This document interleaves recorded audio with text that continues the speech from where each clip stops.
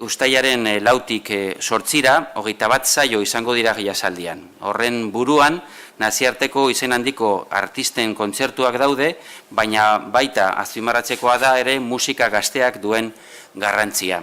Getxok artisten belaunaldi berriak sustatzeko konpromisoa hartu zuelako bere momentuan. Gazteen lanaren aldeko eginiko apustu horretan, talde lehiaketa nabarmendu behar dugu, Europako talde berrien musika zabaltzeko erakusleioi bikaina da lehiaketa, eta horretan gainera sarri garrantzitsuak irabazteko eta zuzeneko diskoa grabatzeko aukera dute parte hartzaileek dakizuen moduan. Halaber, ezin dugu ahaztu eskaintzaren beste sail batzuk, esaterako 3. milurtekoa atala, edo jan sesionak, edo aurten ere aipatzekoa da maiatzean abiatu zen Kristalesko kioskoa programa. Getxoko Stereosonic elkartearekin eta musika eskolarekin batera antolatutako ziklo honetan, familia osoarentzako kontzertuak eskaintzen dira hilean behin, eta jasaldia dela eta uztailaren 8 igandean jasa izango da sasoian protagonista.